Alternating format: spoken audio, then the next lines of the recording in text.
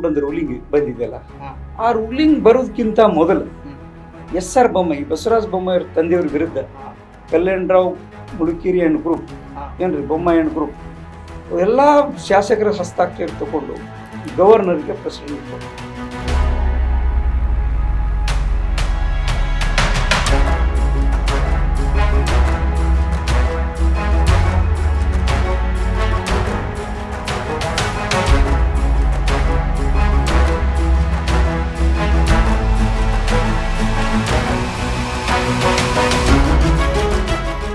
ಪ್ರಧಾನಮಂತ್ರಿ ಅಗ್ನೆಸ್ಟ್ ಆಗಿ, ಮುಖ್ಯಮಂತ್ರಿ ಅಗ್ನೆಸ್ಟ್ ಆಗಿ, ಸ್ಪೀಕರ್ ಎದುರುಗಡೆನೇ ಮಾಡಬೇಕು ನಿಯಮ.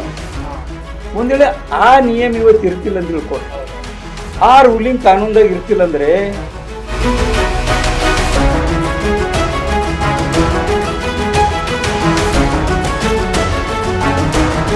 ಅಷ್ಟು ಜನ ಮತದಾನ ಆಗಲ್ಲ. ಮತ್ತೆ ಇಲ್ಲೇ ಇರ್ಲಿ, ಅವ್ರು ರಾಷ್ಟ್ರದ ಯಾವುದೇ ಮೂಲೆಯಲ್ಲಿ ಇರಲಿ, ಆ ಬೂತ್ ನಂಬರು, ಅವ್ರ ಹೆಸರು, ಅವ್ರು ಯಾರಿಗೆ ಬೇಕು ಎಂಬ ಎಲ್ಲರೂ ಮೊಬೈಲ್ನಲ್ಲಿ ಬಿಟ್ಟಿದ್ದಾರೆ.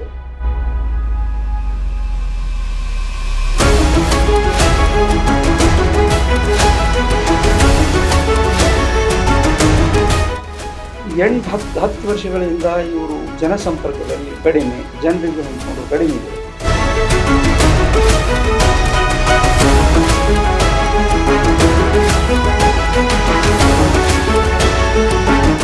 ನರಸಿಂಗುಲ್ಲ ಇರ್ಬೋದು, ಗುರುಪ್ರಸಾದ್ ನಿಂತರು, ಮತ್ತೆ ಇವರು ಖೋಗೋಳ ನಿಂತರು, ಚಿತ್ರಾಂಚಲಿಗೆ ಭಾರತೀಯರಿಗೆ ಒಂದು ಚಾನ್ಸ್. ಈ ಏನು ರಾಷ್ಟ್ರೀಯ ಪಕ್ಷಗಳಿಗೆ, ಎರಡು ರಾಷ್ಟ್ರೀಯ ಪಕ್ಷಗಳಿದ್ದಾಗ ಅವರು ಸಮರ್ಥ ಹರ ಇಲ್ಲ ಅನ್ನೋದಕ್ಕಿಂತ ಅದಕ್ಕಿಂತ ಒಬ್ಬ ಹೆಚ್ಚಿನ ಸಮರ್ಥ ವ್ಯಕ್ತಿ ಬಂದಾಗ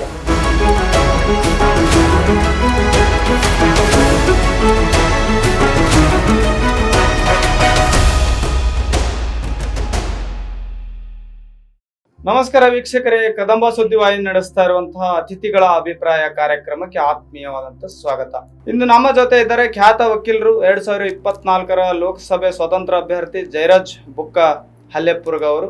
ಸರ್, ಕಾರ್ಯಕ್ರಮಕ್ಕೆ ಆತ್ಮೀಯವಾದಂತ ಸ್ವಾಗತ. ಸರ್ ನಮಸ್ಕಾರ. ಸರ್ ನಮಸ್ಕಾರ. ಸರ್, ಮೊದಲನೇ ಪ್ರಶ್ನೆ ಇದೆ ನಿಮ್ಗೆ. ಸರ್, ತಾವು ವಕೀಲ ವೃತ್ತಿಯಲ್ಲಿ ಇದ್ದಂಥವ್ರು, ದಿಢೀರಾಗಿ ರಾಜಕೀಯಕ್ಕೆ ಹೇಗೆ ಪ್ರವೇಶ, ಇದ್ರ ಬಗ್ಗೆ ಏನಿದ್ರ ಹಿನ್ನೆಲೆ ಏನು ಅನ್ನೋದನ್ನ ಜನರಿಗೆ, ನಮ್ಮ ವೀಕ್ಷಕರಿಗೆ ಸ್ಪಷ್ಟೀಕರಿಸ್ತಾರೆ ಅಂತ ಹೇಳಿ ವಿನಂತಿ.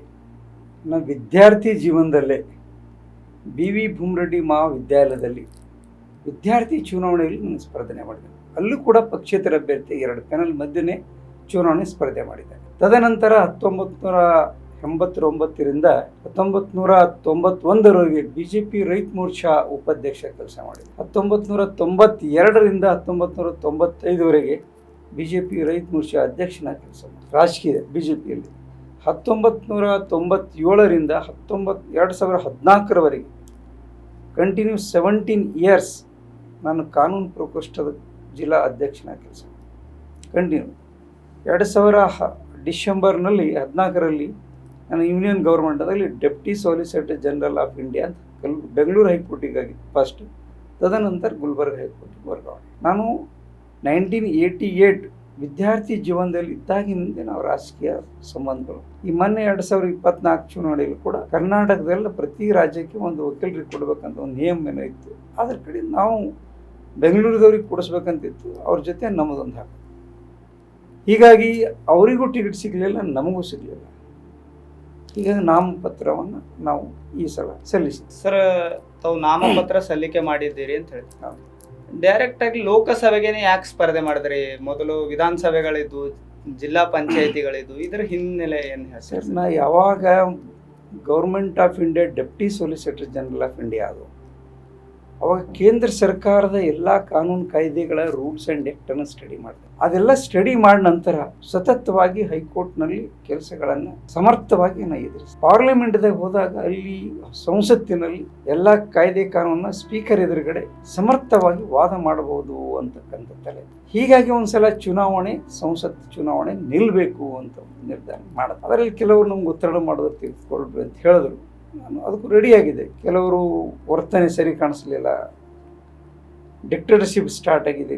ನಾವೆಲ್ಲ ಹಳೆ ಕಾರ್ಯಕರ್ತರಿಗೆ ನಮ್ಮ ಜೊತೆ ಇದ್ದವ್ರು ಮ್ಯಾಕ್ಸಿಮಮ್ ಎಲ್ಲ ಈಗ ಉಳಿದಿಲ್ಲ ಏನ್ರಿ. 1988 ಹಿಡಿದು ಅಂದರೆ ಸುಮಾರು 30-32 ವರ್ಷದಿಂದ ಕಂಟಿನ್ಯೂ ಕೆಲಸ ಮಾಡ್ಕೊತ ಬಂದಿದ್ದೀವಿ. ಈಗ ಇನ್ನೊಂದು ಎಲ್ಲ ಗ್ರೂಪೇ ಇರುವೆ. ನಮಗೆ ಮತ್ತೆ ಮುಂದೆ ಲೈಫ್ದಾಗ ಚುನಾವಣೆ ಫೇಸ್ ಮಾಡಲಿಕ್ಕೆ ಏಜ್ ಇರೋದಿಲ್ಲ. ಹಿಂಗಾಗಿ ಒಂದ್ಸಲ ಚುನಾವಣೆ ಕಣದಲ್ಲಿ ಇದು ನೋಡಬೇಕು ಅಂತ ಕಣದಲ್ಲಿ ಸ್ವಲ್ಪ ಸಮಯ ಇದೆ. ಆದರೂ ಜನರಿಗೆ ನಮ್ಮ ವಿಚಾರಗಳನ್ನ ತಿಳಿಸ್ಕೊಂಡು ಯಾರು ಉತ್ತಮ ಅಭ್ಯರ್ಥಿ ಹರ, ಯಾರು ಸಮರ್ಥರ, ಆ ಸೀಟಿಗೆ ಯಾರು ಎಲಿಜಿಬಲ್ ಹರ ಅಂಥವ್ರನ್ನ ಕಳಿಸ್ರಿ ಅಂತ.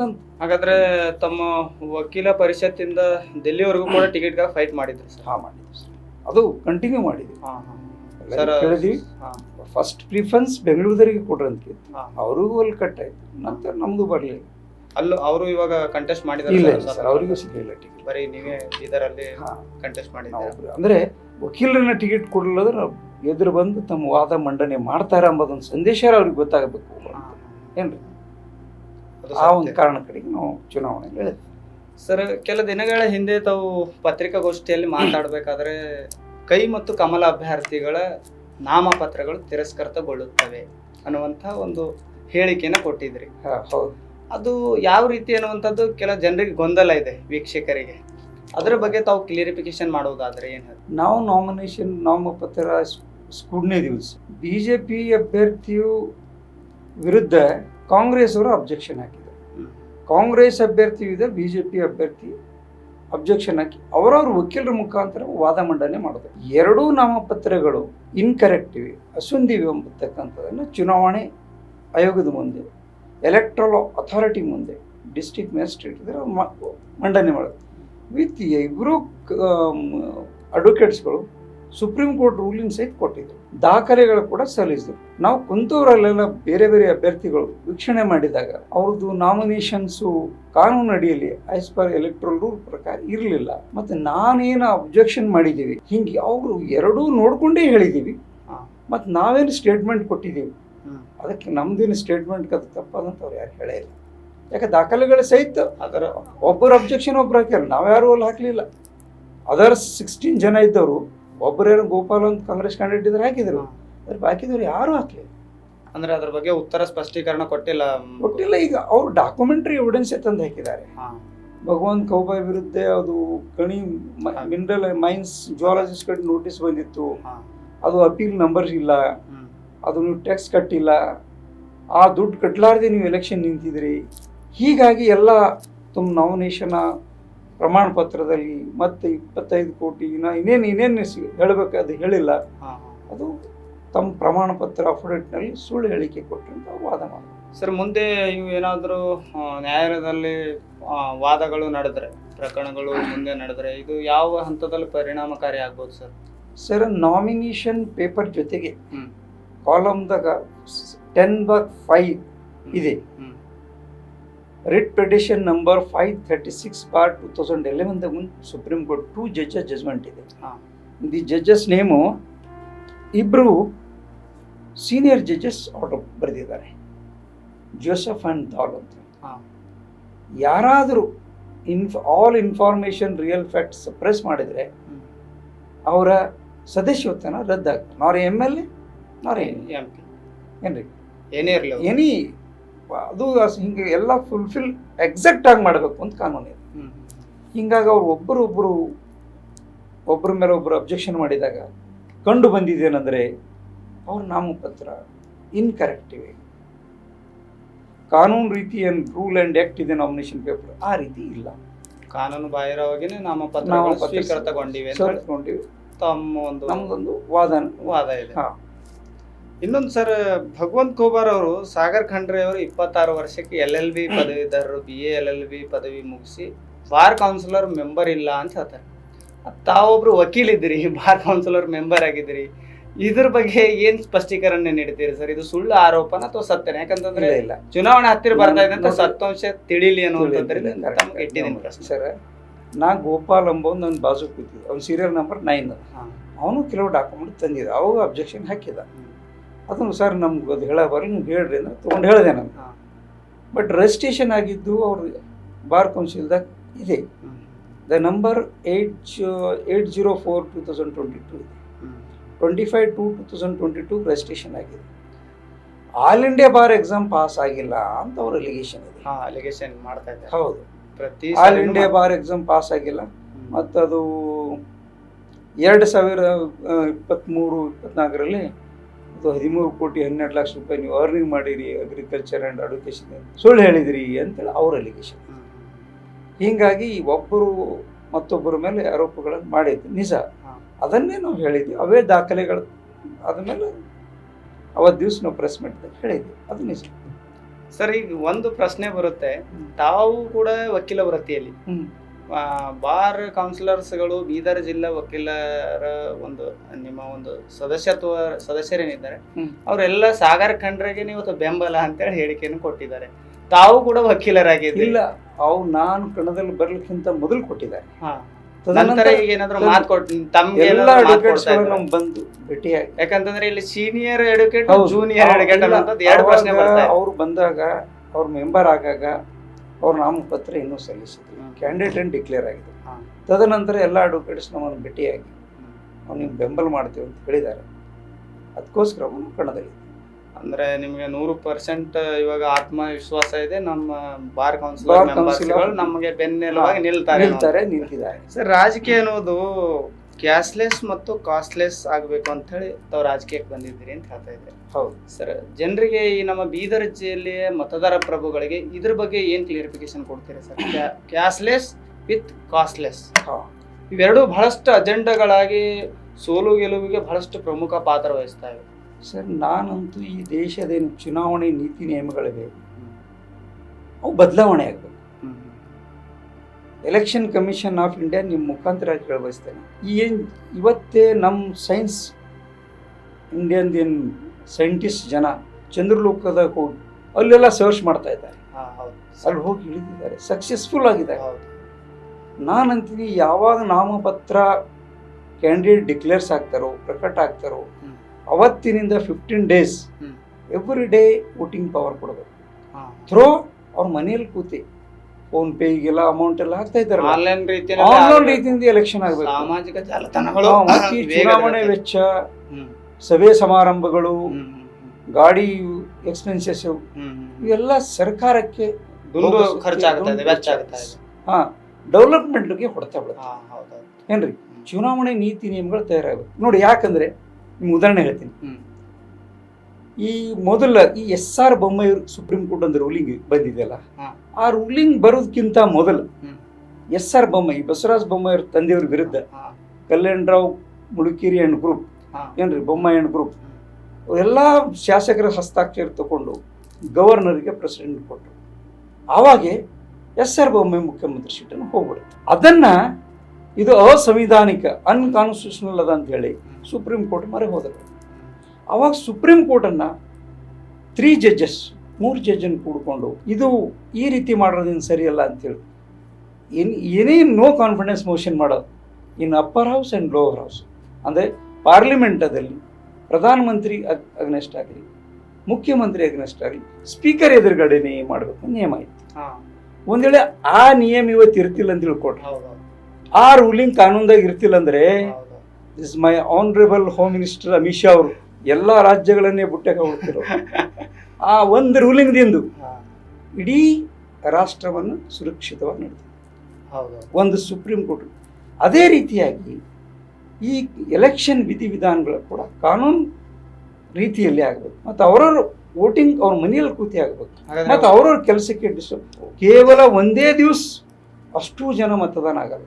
ಮತ್ತು ಎಲ್ಲೇ ಇರಲಿ, ಅವರು ರಾಷ್ಟ್ರದ ಯಾವುದೇ ಮೂಲೆಯಲ್ಲಿ ಇರಲಿ, ಆ ಬೂತ್ ನಂಬರು, ಅವ್ರ ಹೆಸರು, ಅವ್ರು ಯಾರಿಗೆ ಬೇಕು ಎಂಬುದು ಎಲ್ಲರ ಮೊಬೈಲ್ದಾಗ ಬಿಟ್ಟಿದ್ದಾರೆ. ಅವರು ತಮ್ಮ ಬಟನ್ ಮುಖಾಂತರ ಮತದಾನ ಮಾಡಬಹುದು. ಅಂಥ ನಿಯಮನ ಬಂದಾಗ ಮಾತ್ರ ನಿಜವಾದ ಅಭ್ಯರ್ಥಿ ಗೆಲ್ತಾನೆ. 98 or 99% ವೋಟಿಂಗ್ ಆಗ್ತದೆ. ಅವಾಗ ಮತ್ತು ಸಮಾಜದಾಗ ಶಾಂತಿ ಸುವ್ಯವಸ್ಥೆ, ಕ್ರೈಮ್ಸ್ಗಳಾಗಲ್ಲ, ಕಾನೂನಲ್ಲಿ ಬದಲಾವಣೆ ಆಗಬೇಕು. ಯಾವಾಗ SR ರೂಲಿಂಗ್ ಬಂದಮೇಲೆ ಹೆಂಗಾಗಿದೆಯೋ ಅದೇ ರೀತಿ ಒಂದು ಹೊಸ ಕಾನೂನು, the digital voting system development. Digital system ಆದರೆ ವೋಟಿಂಗ್ ಪರ್ಸೆಂಟೇಜ್ ಕೂಡ ಹೆಚ್ಚಾಗ್ತದೆ, ಜನರಿಗೆ ಹೊರೆ ಬೀಳುವುದಿಲ್ಲ. ಅಂತರರಾಜ್ಯ ಅಭ್ಯರ್ಥಿಗಳು ಕೂಡ ಅವರವರು ಈ ವಾಟ್ಸಪ್ ಅವ್ರ ಮುಖಾಂತರ ಪ್ರಚಾರ ಮಾಡಬೇಕು. ಈ ವೆಹಿಕಲ್ ಪರ್ಮಿಷನು, ಸ್ಟೇಜು, ಮೆರವಣಿಗೆ, ಉರುಣಿಗೆ ಇವೆಲ್ಲ ಇರೇ ಮಾಡೋದು ಏನ್ರಿ. ಇದರಿಂದ ಜನರ ವರ್ಕ್ ಹಾಳು, ಡೆವಲಪ್ಮೆಂಟಿಂಗ್ ನೋಡಿ ಸರ್, ತಿಂಗಳಾವಧಿ ಎಷ್ಟೋ ಜನರು ಎಲ್ಲ ಕೆಲಸ ಬಿಟ್ಟು ಇದ್ರಾಗ ಇರ್ತಾರೆ. ಎಲೆಕ್ಟ್ರಲ್ ಆಫೀಸರ್ ಇದ್ರಾಗಿ ಏನ್ರಿ, ಮತ್ತು ಎಲ್ಲ ವೋಟಿಂಗ್ ಸಿಸ್ಟಮ್ ಪಾರ್ಲಿಮೆಂಟ್ ಇದ್ದರೆ ವೋಟಿಂಗ್ ಅಲ್ಲೇ ಆಗಬೇಕು, ಆಯಾ ವಿಲೇಜ್ ಅಲ್ಲಿನ ಬೂತ್ ಅಲ್ಲೇ ನಡಿಬೇಕು, ಆಯಾ ಸ್ಟೇಟ್, ಈ ಸ್ಟೇಟ್ದಾಗ ಆಗ್ಬಾರ್ದು, ಯಾವುದೇ ವಿಲೇಜ್ದಾಗ ಆಗ್ಬಾರ್ದು, ಸೆಂಟ್ರಲ್ದಾಗ. ಇಂಥ ಒಂದು ನಿಯಮ ಕಾನೂನು ಬಂದಾಗ ಮಾತ್ರ ಈಗ ಅಮೇರಿಕನ್ ಸಿಸ್ಟಮ್ ಹಂಗೆ ಆ ರೀತಿ ಎಲೆಕ್ಷನ್ ಆಗಬೇಕು ಏನ್ರಿ. ಅವ್ರು ಎಲೆಕ್ಟೆಡ್ ಆದ ನಂತರ ಮತ್ತು ಅವ್ರು ಪ್ರೈಮ್ ಮಿನಿಸ್ಟರ್ ಆಯ್ಕೆ ಮಾಡ್ಕೋಬೇಕು, ಪ್ರೆಸಿಡೆಂಟ್ ಆಯ್ಕೆ ಮಾಡ್ಬೇಕು, ಈ ರೂಲನ್ನು ಬರಬೇಕು ಅಂತ. ಈ ಕಾಂಗ್ರೆಸ್ ಮತ್ತು ಬಿಜೆಪಿ ನಾಯಕರ ಬಗ್ಗೆ ತಾವು ತಮ್ಮ ವೈಯಕ್ತಿಕ ಅಭಿಪ್ರಾಯ, ಸಾಮಾಜೀಕರಣದ ವ್ಯವಸ್ಥೆ ಬಗ್ಗೆ ಮಾತಾಡೋದ್ರೆ ಏನು ಹೇಳ್ತೀರಿ ಸರ್? ಕ್ಯಾಂಡಿಡೇಟ್ಗಳ ಬಗ್ಗೆ ಇವರಿಬ್ಬರು ಟಿಕೆಟ್ಗಳನ್ನು ಪಡೆದು ಇವತ್ತು ನಾಮಪತ್ರ ಸಲ್ಲಿಕೆ ಮಾಡಿದ್ದಾರೆ. ಸರ್, ಈಗ ಅವ್ರವ್ರ ಪಕ್ಷದ ನೋಡಿ, ಅವ್ರವ್ರ ಪಕ್ಷದ ಟಿಕೆಟನ್ನು ಅವ್ರಿಗೆ ಕೊಟ್ಟಿದ್ದಾರೆ ಏನ್ರಿ, ಅವ್ರವ್ರ ಪಕ್ಷದ ಅಭ್ಯರ್ಥಿಗಳು ಅವ್ರಿಗೆ ಸರಿ ಅನಿಸಿ ಕೊಟ್ಟಿದ್ದಾರೆ.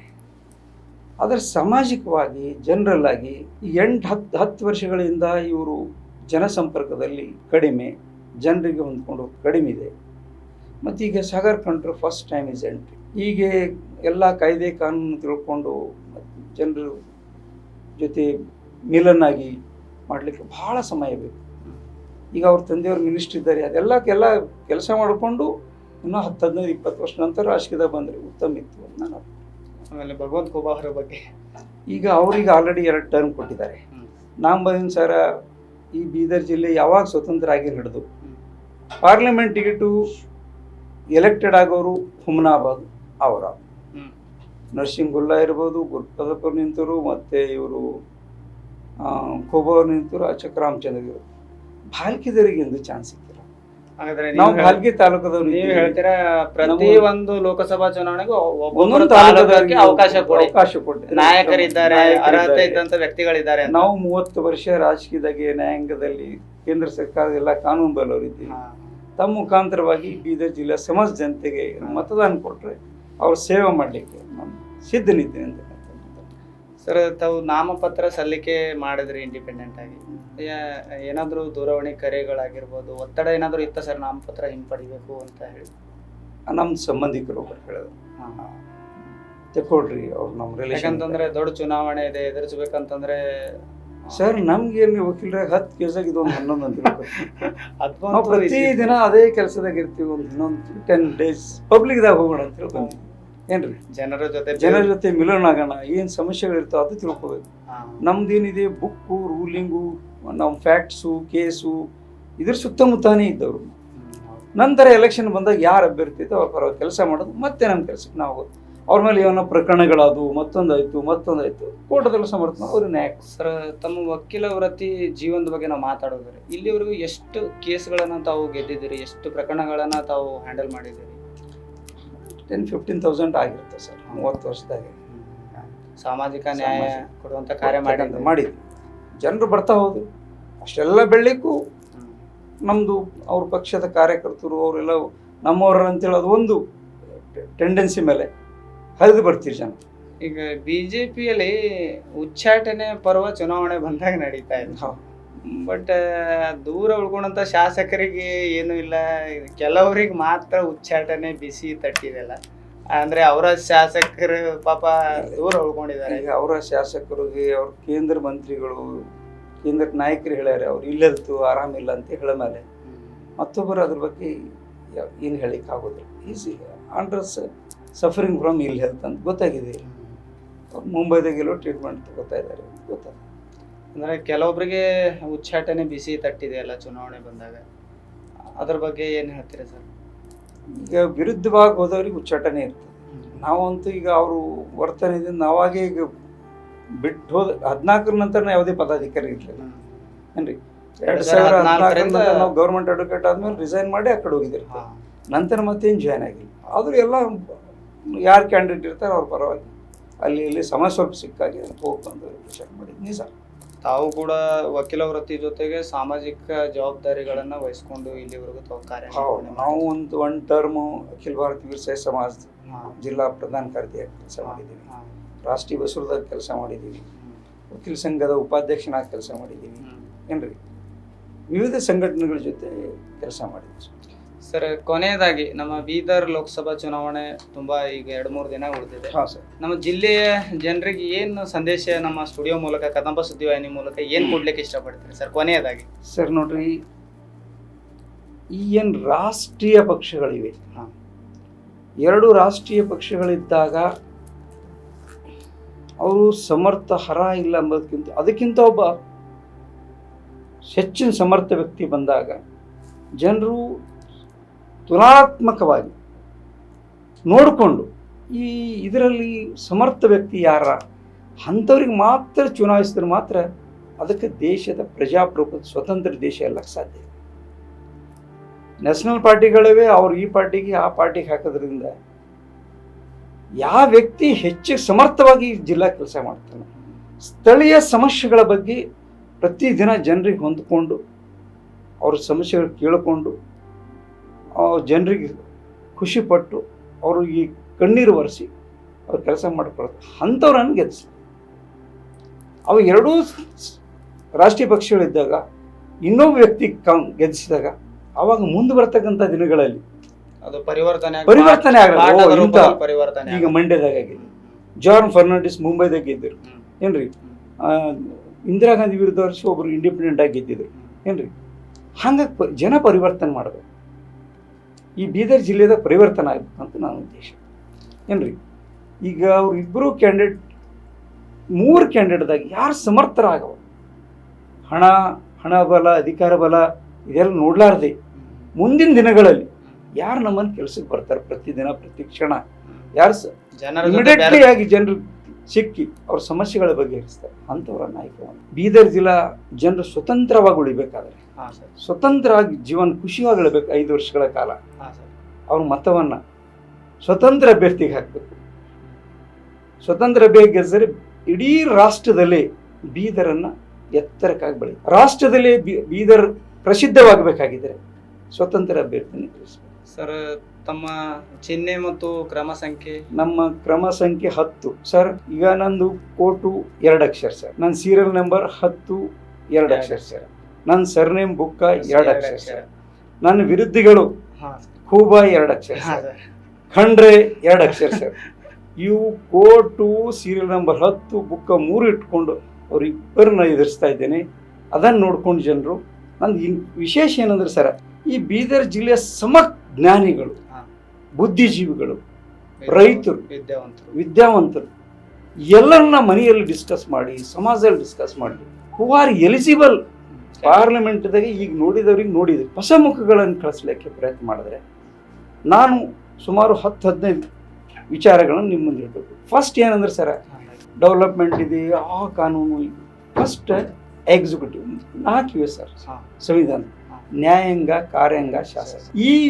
ಈಗೇನು ಕಾರ್ಯಾಂಗದಾಗ ಏನು ಕೆಲಸ ಮಾಡ್ತಾ ಇದ್ದಾರೆ 10 ವರ್ಷ 15 ವರ್ಷ ಅವು ಖಾಲಿ ಹುದ್ದೆಗಳು ಇರ್ತವೆ, ಅವ್ರ ಜೀವನ ನಡೆಸಲಿಕ್ಕೆ ಎಲ್ಲಿ ಜಾಬ್ ಸಿಗಲ್ಲ.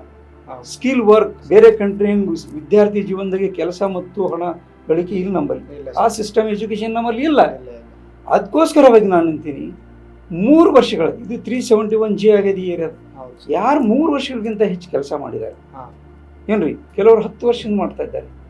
ಅದು ಮೆಡಿಕಲ್ ಕಾಲೇಜ್ ಇರ್ಬೋದು, ಗೌರ್ಮೆಂಟ್ ಹಾಸ್ಪಿಟಲ್ ಇರ್ಬೋದು, CMC ಇರ್ಬೋದು ಏನ್ರಿ, TMC, taluk panchayat, zilla panchayat, social worker ಏನ್ರಿ, ಎಜುಕೇಷನ್ ಡಿಪಾರ್ಟ್ಮೆಂಟ್ ಸುಮಾರು, ಅದು Atal B R Vajpayee residential schools, doctor BR Ambedkar residential school, Indira Gandhi, Morarji Desai, ಅದರಲ್ಲಿ professors, staff nurse, night watchmens ಏನ್ರಿ, ಕುಕ್ಕು, ಇವರೆಲ್ಲ ಸುಮಾರು ಒಂದು 50-60 ಸಾವಿರ ಜನ 15,000-20,000 ದುಡಿತಾರೆ. ಮತ್ತು ಅದರಲ್ಲಿ 3,000 ರೂಪಾಯಿ ಡಿಡಕ್ಷನ್ GST ಅವರಿಗೆ, ಅಂದರೆ ದಿನ 3-4 ಸಾವಿರ ರೂಪಾಯಿ ಪ್ರತಿದಿನ 300-400 ಬೀಳೋದು. ಅಂಥ ಸಂಸ್ಥೆದ ಕೆಲಸ ಮಾಡೋರು ಅವರಿಗೆ ದಬ್ಬಾಳಿಕೆದಿಂದ ದುಡಿಸ್ಕೊಳ್ತಾ ಇದೆ ಸರ್ಕಾರ. ಗುತ್ತಿಗೆ ಆಧಾರದ ಮೇಲೆ ಕಾಂಟ್ರಾಕ್ಟ್ ಬೇಸಿಸ್ ತಾತ್ಕಾಲಿಕ ಹುದ್ದೆಗಳು ಮಾಡಿಕೊಂಡು ಅದು ಲೇಬರ್ ಸಿಸ್ಟಮ್ದಾಗ ಜಿಲ್ಲಾಧಿಕಾರಿ ಒಂದು ಮುಖಾಂತರವಾಗಿ ಇದು ಹೋಗ್ಬೇಕು. 3 ತಿಂಗಳಿಗೆ ಒಂದ್ಸಲ ಪೇಮೆಂಟ್ ಮಾಡೋದು, ಅವ್ರಿಗೆ ಮಾನಸಿಕವಾಗಿ ಹಿಂಸೆ ಕೊಡೋದು. ಇದನ್ನು ನಾನು ಫಸ್ಟ್ ಗೆದ್ದರೆ ಅವರನ್ನು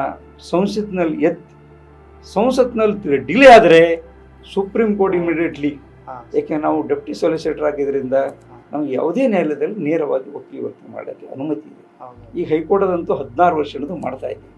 ಅಲ್ಲಿ ಕೂಡ ನಾನು ನಮ್ಮ ಜೊತೆಗೆ ಇನ್ನೂ ಸೀನಿಯರ್ಸ್ ಅಡ್ವೊಕೇಟ್ಸ್ ತಗೊಂಡು ಪ್ರಥಮವರೆಗೆ ನಂಗೆ ಯಾಕಂದ್ರೆ ಹೋರಾಟ ಕೆಲವು ಕೇಸ್ಗಳು ಬಂದಾಗ ಆರ್ಡರ್ ಮಾಡಿದ್ರು ಹಾ. ಸರ್ಕಾರ ಮಾಡಿಲ್ಲ, ಹಾಗೆ ಪೆಂಡಿಂಗ್ ಇಟ್ಟಿದ್ದಾರೆ. ಹಾ. ಅದು ನನಗೆ ತುಂಬ ನೋವಿದೆ. ಅದೆಲ್ಲ ನಮ್ಮ ಹತ್ತಿರ ಕೇಸ್ ಬಂದಾಗ ನನ್ನ ಅನಿಸಿಕೆ ಆಗಿದೆ. ಹಾ. ಹೀಗಾಗಿ ಅದನ್ನು ಫಸ್ಟ್ ಮಾಡಬೇಕು ಅಂತ ಮಾಡಿದ್ದೆ. ಎರಡನೇದಾಗಿ ಸರ್, ಯಾರು ತಹಸೀಲ್ ಆಫೀಸು, ಮುನ್ಸಿಪಾಲ್ಟಿ ಅದರ್ ಡಿಪಾರ್ಟ್ಮೆಂಟ್ದಾಗ ಅಪ್ಲಿಕೇಶನ್ ಹಾಕ್ತಾರೆ, ಹಾ. ಒಂದೊಂದು ವರ್ಷ 6 ತಿಂಗಳ ತನಕ ಅವ್ರಿಗೆ ಸರ್ವೈವಲ್ ಸರ್ಟಿಫಿಕೇಟ್ ಸಿಗಲ್ಲ, ಡೆತ್ ಸರ್ಟಿಫಿಕೇಟ್ ಸಿಗಲ್ಲ, ಅದು ಇಲ್ಲ ಇದು ಇಲ್ಲ, ಸಾಕಷ್ಟು ತೊಂದರೆಗಳಿದೆ. ಯಾರೇ ಎನಿ ಅಪ್ಲಿಕೇಶನ್ ಹಾಕಿದ್ರು 15 ದಿವಸ ಒಳಗಾಗಿ ಅವ್ರು ಮಾಡಲಿಲ್ಲ ಅಂದರೆ the officer should be dismiss.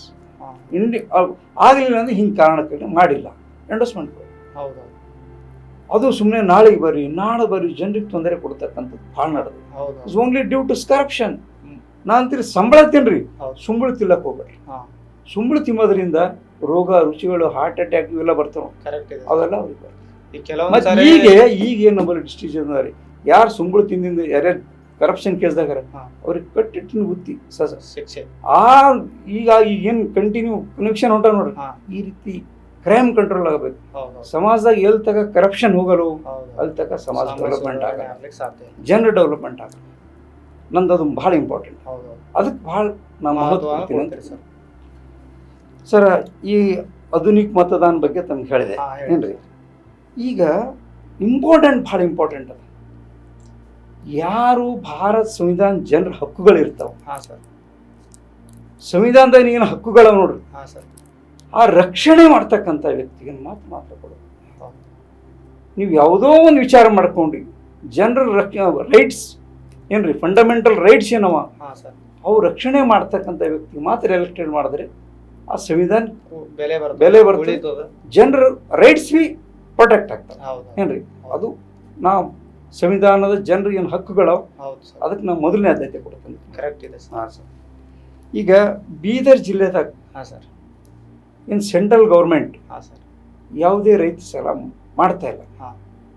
ರೈತರ ಸಾಲ ಮನ್ನಾ ಮಾಡಿದ್ರೆ ಸ್ವಲ್ಪ ಅವ್ರಿಗೆ ಕ್ರಾಪ್ಸ್ ಗ್ರೋಯಿಂಗ್ ಮಾಡಲಿಕ್ಕೆ ಶಕ್ತಿ ಬರ್ತದೆ. ಅದನ್ನು ಮಾಡಲಿಕ್ಕೆ ನಾನು ಪ್ರಯತ್ನ ಮಾಡ್ತೀನಿ ಸರ್. ರಾಜಕೀಯ ನಾಯಕರುಗಳು ರೈತರ ಹೆಸರ ಮೇಲೆ ಅಧಿಕಾರಕ್ಕೆ ಬಂದ ನಂತರ ಎಲ್ಲೋ ಒಂದ್ ಕಡೆ ಮೂಲೆ ಗುಂಪು ಮಾಡ್ತಾರೆ. ಚುನಾವಣೆ ಬರಸ್ತಕ್ಕೆ ರೈತರು ಆಶ್ವಾಸನೆಗಳು ಬರೀ ಆಶ್ವಾಸನೆಗಳೇ ಉಳಿತಾಯ. ಮತ್ತೆ ಬೀದರ್ ಜಿಲ್ಲೆದಾಗ ಏನು ಉದ್ಯೋಗಗಳು, ಇಂಡಸ್ಟ್ರಿ ತರೋದು ಏನ್ರಿ, ಸ್ಕಿಲ್ ಮೈಂಡೆಡ್, ಅದ್ರ ಜೊತೆಗೆ ಮೊದಲು ಉದ್ಯೋಗಗಳು ಹೆಚ್ಚು ಮಾಡಲಿಕ್ಕೆ. ನಿಮಗೆ ಇವಾಗ ಅನ್ಸಲ್ವಾ, ಖೂಬಾರ್ ಅವರು 2ನೇ ಅವಧಿಗೆ ಸಚಿವರಾದರು ಕೇಂದ್ರದ, ಯಾವುದೇ ಅಂತ ತರುವಂತಹ ಪ್ರಯತ್ನ ಮಾಡಿಲ್ಲ. ಯಾಕಂತಂದ್ರೆ ಬಹಳಷ್ಟು ಭೂಮಿ ಇದೆ ನಮ್ಮ ಬೀದರ್ ಜಿಲ್ಲೆಯಲ್ಲಿ, ಅದು ಮರುಭೂಮಿ ತರ ಇರುವಂತಹ ಪ್ರದೇಶಗಳಲ್ಲಿ ಇಂಡಸ್ಟ್ರಿಗಳನ್ನು ತರುವಂತರು. ಮತ್ತು ಖಂಡ್ರೆ ಅವರು ಕೂಡ ರಾಜ್ಯ ಸರ್ಕಾರದಲ್ಲಿ 2ನೇ ಅವಧಿಗೆ ಸಚಿವರಾದ್ರು. ಯಾವುದೇ ಅಂತ ಒಂದು ಕೊಡುಗೆಗಳು ಇಲ್ಲಿ ನಿರುದ್ಯೋಗ ತಾಂಡವಾಡ್ತಾ ಇದ್ರು ಕೂಡ ಏನ್ ಗಮನಕ್ಕೆ ಬಂದಿಲ್ಲ.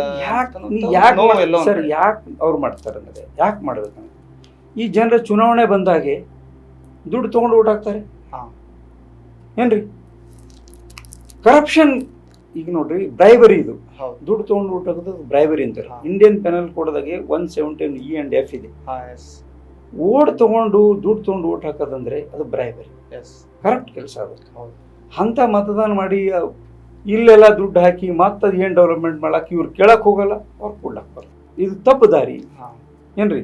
ಇಲ್ಲ ಈಗ ಎಲ್ಲ ಎಲೆಕ್ಟ್ರಲ್ ಅಥಾರಿಟಿ ಓನ್ಲಿ ಗಾಡಿಗಳು ಚೆಕ್ ಮಾಡ್ತಾ ಇದ್ದಾರೆ, ಅಲ್ಲಿ ನೋಡ್ತಾರೆ, ಗಾಡಿ ಹತ್ತಾರೆ ಅಷ್ಟೇ ಏನ್ರಿ. ಈಗೇನು ಇಡೀ ಜಿಲ್ಲೆದಾಗ ಡಿಸ್ಟ್ರಿಬ್ಯೂಷನ್ ಅಮೌಂಟ್ ನಿಂತ್ರೆ ಯಾರೇ ಬರ್ಲಿ ಪ್ರಾಮಾಣಿಕ ವ್ಯಕ್ತಿಗೆ ನಾನು ಮತ ಹಾಕ್ಲಿಕ್ಕೆ ಅವಕಾಶ ಸಿಗ್ತದೆ, ಜನ ಎಲೆಕ್ಟೆಡ್ ಆಗ್ಬಾರ. ಕರೆಕ್ಟ್ ಇದೆ ಸರ್. ಇನ್ನೊಂದೇನಂದ್ರೆ ಬಹಳ ಇಂಪಾರ್ಟೆಂಟ್ ಅಂದ್ರೆ ಸರ್, ಕೇಂದ್ರ ಸರ್ಕಾರ ಮತ್ತು ರಾಜ್ಯ ಸರ್ಕಾರ ಯೋಜನೆಗಳು, ಫಾರ್ ಎಕ್ಸಾಂಪಲ್ ದಿಶಾ ಕಮಿಟಿ ಅಂತ ಇದೆ ಸರ್. ನಮ್ಮಲ್ಲಿ ಕಮಟಣದ ಶಿವಯ್ಯ ಸ್ವಾಮಿ ಅಂತ ಇದ್ರು, ನನಗೊಂದು ಕೇಸ್ ಕೊಟ್ಟಿದ್ರು. ಅವ್ರ ದಿಶಾ ಕಮಿಟಿ ಪ್ರತಿ 3 ತಿಂಗಳು ಒಂದ್ಸಲ ಮೀಟಿಂಗ್ ಮಾಡಬೇಕು. ಆದರೆ SR ಬೊಮ್ಮಾಯಿ ಸರ್ಕಾರದಲ್ಲಿ ಮಾಡಲೇ ಇಲ್ಲ.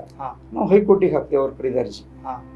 ತದನಂತರ ಹೈಕೋರ್ಟ್ ಡೈರೆಕ್ಷನ್ ಮಾಡುತ್ತೆ, ವಿದಿನ್ 30 ಡೇಸಾಗ ನೀವು ಮೀಟಿಂಗ್ ಮಾಡಿ ಅದು ಡೆವಲಪ್ಮೆಂಟ್ ಮಾಡಲಿಕ್ಕೆ ಅಮೌಂಟ್ ರಿಲೀಸ್ ಮಾಡಿ. ಅವ್ನು ಮಾಡಲೇ ಇಲ್ಲ. ನಂತರ ನಾವು ನ್ಯಾಯಾಲಯದ ನಿಂದನೆ, ಕಂಟೆಂಪ್ಟ್ ಆಫ್ ಕೋರ್ಟ್ ಆಗಿದೆ. ಪ್ರಿನ್ಸಿಪಲ್ ಸೆಕ್ರೆಟರಿಗಳು ಎಲ್ಲ, ಎಕನಾಮಿಕ್ಸ್ ಎಲ್ಲ 3 3 ಸೆಕ್ರೆಟರಿಗಳು ನೋಟಿಸ್ ಹೋದು ಕಂಟೆಂಟ್. ಹಾ. ಅವ್ರು ಬರಲಿಲ್ಲ. ನಂತರ ವಾರಂಟ್ ಹೋಗ್ತು.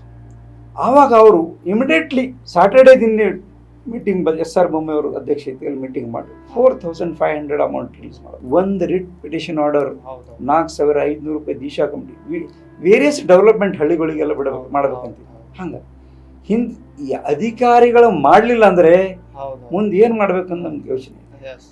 ಹೀಗಾಗಿ ನಾವು ಎಲ್ಲ ರಂಗದಲ್ಲಿ ಎಲ್ಲ ಡಿಲೇ ಆಗ್ತದೋ ಅವಾಗ ಇಮಿಡಿಯೇಟ್ಲಿ ಏನ್ರಿ ನ್ಯಾಯಾಂಗ ಏನ್ justice last door is the court, ಅಲ್ಲಿ ಹೋಗಿ ತಲಿಬಾಗ್ತೀವಿ ಜನರ ಸಲಕ್ಕೆ, ಹೌದು ನ್ಯಾಯ ಕೇಳಕ್ಕೆ ಯಾವುದೇ ಹಿಂದೆ ಮುಂದೆ ನೋಡಲ್ಲ ಅಂತಕ್ಕಂಥ ಮತ್ತೊಮ್ಮೆ. Yes. ಮತ್ತು ಇನ್ನೊಂದು ಸರ ಈ ಶುಗರ್ ಕ್ಯಾನ್ ಹಾ. ಏನ್ರಿ ಹಾ sir. ಈ ತೊಗರಿ ಹಾ.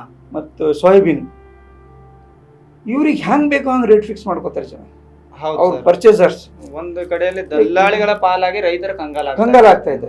ಬಹಳಷ್ಟು ದ ರೇಟ್ ಇಸ್ ವರ್ಷಗಳಿಂದ. ಫಿಕ್ಸ್. ಹಾ. ಇದಕ್ಕಿಂತ ಮೇಲೆ ಹೋಗ್ಬೇಕು, ಅದಕ್ಕಿಂತ ಕೆಳಗೆ ಬರ್ಬೇಕು. ಬರಬಾರ್ದು. ಅವಾಗ ಬಂದಾಗ ಆ ಸರ್ಕಾರಿ ಎಲ್ಲ ಅಮೌಂಟ್ ಅವರೇ ಕೊಡಬೇಕು. ಹೌದು ತೊಗರಿ ಬೆಳೆಗೆ 800 ಮಾಡಬೇಕು, ಇಂದು ತೊಗರಿ ಬೆಳೆಗೆ 14,000, ಹೌದು ಸೋಯಾಬೀನಿಗೆ 8,000, ಶುಗರ್ ಕೇನಿಗೆ 3500 ಮಾಡಬೇಕು.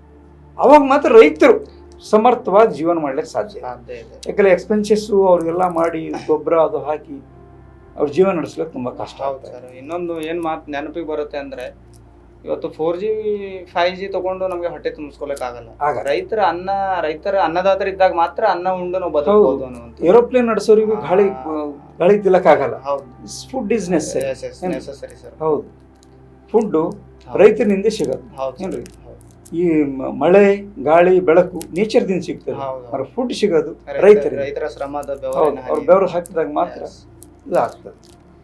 ಈಗ ಬೀದರ್ದಾಗ ಸರ್ ಅಷ್ಟೊಂದು ರಿಂಗ್ ರೋಡ್ ಆಗಿದೆ. ಗುಲ್ಬರ್ಗ ರಿಂಗ್ ರೋಡಿಗೆಲ್ಲರಿಗೆ ಪರಿಹಾರ ಕೊಟ್ಟಿದ್ದಾರೆ ಸರ್ಕಾರ. ನಮ್ದು ಇಂದು 100 ಕಿಲೋಮೀಟರ್ಗೆ ಅಲ್ಲಿ ಒಂದ್ ನ್ಯಾಯ, ಇಲ್ಲೊಂದ್ ನ್ಯಾಯ.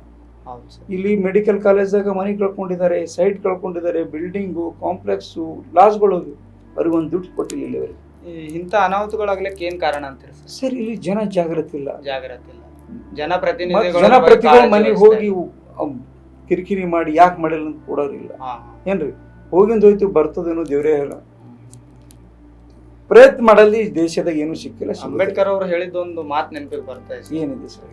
ಜನರ ಕೂಗು ಎಲ್ಲಿವರೆಗೂ ದೊಡ್ಡ ಧ್ವನಿಯಾಗಿ ಕೂಗು ಹೇಳೋದಿಲ್ಲೋ ಅಲ್ಲಿವರೆಗೂ ನಮ್ಗೆ ಬೇಕಾದಂತ ನ್ಯಾಯ ಸಿಗ್ಲಿಕ್ಕೆ ಸಾಧ್ಯ ಇಲ್ಲ ಅಂತ ಹೇಳಿದಾರೆ ಸರ್. ಅವ್ರು ಹೇಳಿದ್ ನಿಜ. ನಾ ಅಂಬೇಡ್ಕರ್ ಅವರ ಕನಸು ನನ್ಸಾಗಬೇಕಾಗಿದ್ದಾರೆ. ಶಿಕ್ಷಣ ನೀತಿಯಲ್ಲಿ ಬದಲಾವಣೆ ಆಗುತ್ತೆ. ಏನೀಗ ಆರ್ಟಿಕಲ್ 448 ಅನುಚ್ಛೇದಗಳವ, ವಿದ್ಯಾರ್ಥಿ ಸ್ಟೂಡೆಂಟ್ 2-3 ಹಿಡ್ಕೊಂಡು ಪ್ರತಿ ವರ್ಷ ಇಷ್ಟಿಷ್ಟು ಆರ್ಟಿಕಲ್ಗಳನ್ನ ಡಿಗ್ರಿವರೆಗೆ ಪೂರ್ತಿವರೆಗೆ ನಾಲೆಜ್ ಬರಬೇಕು. ಡೈರೆಕ್ಟ್ ಆಗಿ ಲಾದಾಗಿ ಓದೋದ್ರಿಂದಲ್ಲ, ಬಿ ಎ ಓದೋದ್ರಿಂದಲ್ಲ, ಸಾಮಾನ್ಯ ವಿದ್ಯಾರ್ಥಿ ಬೇಸಿಕ್ ಡಿಗ್ರಿ ಓದಿದ್ರು ಕೂಡ ಕಾನೂನಿನ ಕಾನೂನು ಅರಿವು ಇರಬೇಕು. ಇಂಡಿಯನ್ ಪೆನಲ್ ಕೋಡ್, ಮಾತ್ರ ಕ್ರಿಮಿನಲ್ ಪ್ರೊಸೀಜರ್ ಕೋಡ್, ಹಿಂದೆ ಸ್ವಲ್ಪ ಪ್ರತಿ ವರ್ಷ 1-2 ಅಲ್ಲಿವರೆಗೆ. ಈ ಮೆಡಿಕಲ್ ಸ್ಟೂಡೆಂಟ್ಗಳಿಗೆಲ್ಲ ಇರ್ತಾರೆ. ಹಾಗೆ ವಿದ್ಯಾರ್ಥಿ ಜೀವನ ಭಾರತ ಸಂವಿಧಾನ ಪ್ರತಿಯೊಬ್ಬ ಮನುಷ್ಯ ಗೊತ್ತಾಗಬೇಕು. ಸರಿ ಇದೆ ಸರ್. ಅವಾಗ ಸಮರ್ಥ ಭಾರತ ಪ್ರಭುತ್ವ ನಾಗರಿಕನಾಗಿ, ಸ್ವಾಭಿಮಾನಿ ನಾಗರಿಕನಾಗಿ ಬದುಕಲಿಕ್ಕೆ ಸಾಧ್ಯ ಆಗುತ್ತೆ ಸರ್. ತನ್ನ ಹಕ್ಕಿಗಾಗಿ ಆಗಿಂದಾಗೆ ಹೋರಾಟಕ್ಕೆ ಜ್ಞಾನಪಕ ಶಕ್ತಿ ಎಷ್ಟು ಬೇಕೋ ಅಷ್ಟು ಸಿಗುತ್ತೆ, ಅವನಿಗೆ ಸಿಗ್ತದೆ. ಬೇರೆಯವ್ರ ಹತ್ರ ಅಂಗಲಾಚುವ ಪ್ರಶ್ನೆ ಬರಲ್ಲ. ಅವ ಎಷ್ಟು SLC ತಕ ಹೋದ್ರೆ ಈ ಆರ್ಟಿಕಲ್ ಹಿಂಗ್ ಹೇಳ್ತದೆ, ಹಿಂಗ್ ಗೊತ್ತಾಗುತ್ತೆ. ಕರೆಕ್ಟ್ ಏನ್ರಿ. ಶಿಕ್ಷಣ ಬುನಾದಿಯಿಂದ ಎಲ್ಲರಿಗೂ ಜ್ಞಾನ ಸಿಗ್ಬೇಕು. ಶಿಕ್ಷಣದಲ್ಲಿ ಪರಿವರ್ತನೆ ಆದಾಗ ಮಾತ್ರ ದೇಶದಲ್ಲಿ ಒಂದು ಶಕ್ತಿ ಬರ್ತದೆ. ಹೌದು ಸರ್, ನನ್ನ ಅಭಿಪ್ರಾಯ. ಕರೆಕ್ಟ್ ಇದೆ ಸರ್. ಈಗ ನೆಕ್ಸ್ಟ್ ಈಗೇನು ಬೀದರ್ ಜಿಲ್ಲಾದಾಗ ಪ್ರತಿ ಇಲಾಖೆಗಳೇನು ಖಾಲಿ ಹುದ್ದೆಗಳು ಅದು ಭರ್ತಿ ಮಾಡ ಸರ್. ಮತ್ತು ಪ್ರತಿ ಎಲೆಕ್ಟೆಡ್ ಮೆಂಬರ್ ಯಾರ ಪ್ರತಿ ತಾಲೂಕಾಗಿ 50-50 ವಿದ್ಯಾರ್ಥಿಗಳಿಗೆ ಅವರು ಶಿಕ್ಷಣದ ಪೂರ್ತಿ ವ್ಯವಸ್ಥೆ ತೆಗೆದುಕೊಳ್ಳುವಂತ ಒಂದು ಪದ್ಧತಿ ಮಾಡ್ಬೇಕು, ಬೆಳೆಸ್ಕೊಳ್ಬೇಕು. MLA MLC ಅವರು ಪಾರ್ಲಿಮೆಂಟ್ ಇದು ಮಾಡೋದ್ರಿಂದ ಶಿಕ್ಷಣಕ್ಕೆ ಅಭ್ಯಾಸ ಮಾಡೋ ವಿದ್ಯಾರ್ಥಿಗಳಿಗೆ ಬಡತನದಿಂದ ಏನು ಬಂದಿರ್ತಾರೆ, ಹಣದ ಕೊರತೆ ಏನಿರ್ತದೆ ಅವ್ರಿಗೆ ಥೋಡೆ ಸವಲತ್ತು ಏನ್ರಿ. ಎಲ್ಲ ಪರ್ಸೆಂಟೇಜ್ ಇದ್ದವ್ರಿಗಲ್ಲ, ಇದ್ದವ್ರಿಗೆ ಕೂಡ ಶಿಕ್ಷಣ ಪರಿವರ್ತನೆ ಆಗ್ಬೇಕು, ಸಮಾಜ ಪರಿವರ್ತನೆ ಆಗ್ಬೇಕು, ಜನರು ಬದಲಾವಣೆಗೆ ಬರಬೇಕು. ಜನರ ಬದಲಾವಣೆ ಬರಬೇಕು, ನಾನು ವಿಚಾರ ಪ್ರಕಟಣೆ ಮಾಡಬೇಕಂತ ಈಗ ಬಂದಿದ್ದೀನಿ. ಹೌದು ಸೋಲು ಗೆಲುವು ಇರ್ತದೆ. ಹೌದು ಹೌದು. ಇನ್ನೊಂದೇನು, ನಮ್ಮ ಹೆಸರು ಜಯರಾಜ್ ಇದೆ. ಜಯ ಜಯ ಯಾವಾಗಲೂ ಇದೆ ನನಗಂತೂ ಸರ್. ಸೋಲಿಲ್ಲ. ಯಾವಾಗ ಬಿ ಏನ್ ಬಿ ಜಯ ಅಂದ್ರೆ ನನ್ನ ಹೆಸರು ತಗೊಂಡೇ ಜಯ ಜಯ ಅಂತಾರೆ. ಅಂತ, ಹೌದು ಹೌದು. ಸೋತರು ಜನ ಸೋಲ್ತಾರೆ, ಗೆದ್ದರು ಜನ ಜಯದ ಗೆಲ್ತಾರೆ. ಮೊದಲ ಪದನೇ ಜಯ ಜಯ. ರಾಜ. ಇನ್ನೊಂದು, ಸೋತರು ಜನ ಸೋಲ್ತಾರೆ, ಗೆದ್ದರು ಜನ ಗೆಲ್ತಾರೆ. ಹೌದು ಹಿಂಗೆ ನಾವೊಂದು ಮತ ಕೇಳ್ತಕ್ಕಂಥ ಒಂದು ಶಕ್ತಿ ಎರಡೂ ರಾಷ್ಟ್ರೀಯ ಪಕ್ಷ ವಿರುದ್ಧವಾಗಿ ಬರಬೇಕು, ಹೌದು ಜನರೆದುರು ಬರಬೇಕು. ಈಗ ನಮ್ಮ ಕೋರ್ಟ್ಗಳು ಕೂಡ ಹಾಲಿಡೇ. ಹಾ ಹೀಗಾಗಿ ಒಂದು ಈ ಚುನಾವಣೆಗೆ ನಂಗೆ ಸಮಯ ಸಿಕ್ಕಿದೆ ಬಂದು ಇಡೀ ಬೀದರ್ ಜಿಲ್ಲೆ 19 ಲಕ್ಷ ಜನ ತಮ್ಮ ಮುಖಾಂತರ ಅವ್ರ ಪಾದಕ್ಕೆ ನಮಸ್ಕಾರ ಮಾಡಿ ಈ ಒಂದು ಚುನಾವಣೆ ನಮ್ಗೆ ಅವ್ರು ಅವಕಾಶ ಮಾಡಿಕೊಡ್ತಾರೆ ಅಂತ ನಂಬಿ ತಾವು ತಮ್ಮ ಸ್ಟಡಿ ಕರೆದು ನನಗೆ ಕೆಲವು ಮಾತಾಡೋಕ್ಕೆ ಅನುವು ಮಾಡಿಕೊಟ್ಟಿದೆ. ನಿಮ್ಮ ಕದಂ ನ್ಯೂಸ್ಗೆ ಅನಂತ ಧನ್ಯವಾದಗಳು. ನಮಸ್ಕಾರ. ಇದಿಷ್ಟು ಸ್ವತಂತ್ರ ಅಭ್ಯರ್ಥಿಗಿರುವಂತಹ ಜಯರಾಜ್ ಬುಕ್ಕಾರ್ ಅವರು ಹೇಳಿರುವಂಥ ವಿಚಾರಗಳು. ಇಂಥದ್ದೇ ಅತಿಥಿಯೊಂದಿಗೆ ಮುಂದಿನ ಸಂಚಿಕೆಯಲ್ಲಿ ಭೇಟಿಯಾಗೋಣ. ವಂದನೆಗಳು ಸರ್. ನಮಸ್ಕಾರ ಸರ್.